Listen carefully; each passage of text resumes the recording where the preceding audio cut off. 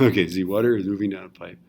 It's at 1.17, and then it goes to some other elevation, which apparently is lower, right? So let's, we've got a big pipe, right? Okay, and then it's going to kind of go lower and get to be a smaller pipe, right? So here it's at 1.17. Here it's at some elevation h, right?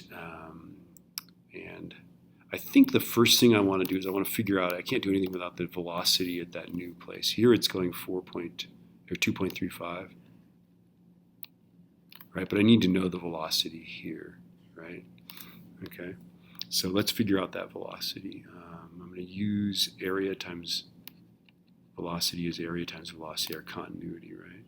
So the area is pi times its inner diameter is 3.4, so 0.034 over 2 times 2.35 is equal to pi times 0.0295 over 2 squared, right, times whatever that velocity is. Okay. Now, secretly, you know, what I'm actually going to do is I'm actually going to go 2.35 times 3.4 squared divided by 2.95 squared, because that's really all that matters. But that's how you'd set it up actually using the formula. So 2.35 times 3.4 squared divided by 2.95 squared. That new velocity is 3.12. Yeah, okay. Okay, so that new velocity at this spot here is 3.1216. Now we're all set. Now we've got everything we need, okay? We've got pressures, right? We've got pressure at both points, right? We've got the velocity. We've got everything except for whatever that height is, right? Okay, so we're going to set up Bernoulli's equation. So pressure plus rho GH plus 1/2 rho V squared for this situation, right, equals pressure plus rho GH plus 1/2 rho V squared for this situation, right? So this pressure is 9830 from there, right, plus 1000 times 9.81 times 1.17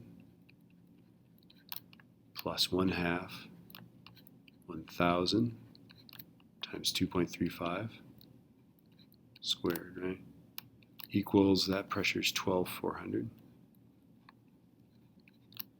plus 1000 times 9.81 times h, we don't know, right, plus 1/2. I'm going to run out of space. Lots of stuff to write. 1000 times the velocity we figured out, right? The 3.1216 squared. Okay, so I'm going to store that in V. Okay, so how do I solve this? I'm going to do this whole side first. 9830 plus 1000 times 9.81 times 1.17 plus 0.5 times 1000 times 2.35 squared. And now I'm going to subtract minus 12,400 minus 0.5 times 1000 times alpha V squared. There we go. All right, so now I've got this 1,796.6577, right? That equals 1,000 times 9.81 times h, right? I hear you knocking, but you can't come in. All right, so now I'm going to figure out what that height is. I just have to divide by 1,000 and 9.81. So divided by 1,000, divided by 9.81. There we go. And now I've got it all set. I've got the h equals 0.693. It's like 28 or something like that. Here's all that work, right? Now, to be honest, what I do when I'm checking these is I just plug this thing into my solver, because I've got this great solver where I've got a TI-86, I can put an equal sign in the middle. But there you go. Happy hunting. Basically, the only other variation on this is that when you have to solve for the velocity, I then make you go back and do this and find the diameter of the pipe. You'll see, they're in the example problems. But on the assessments, I do ask you for the diameter, not the velocity. So it's always a two-stepper. It's a hard problem, but they're all the same. So, just do a few of them.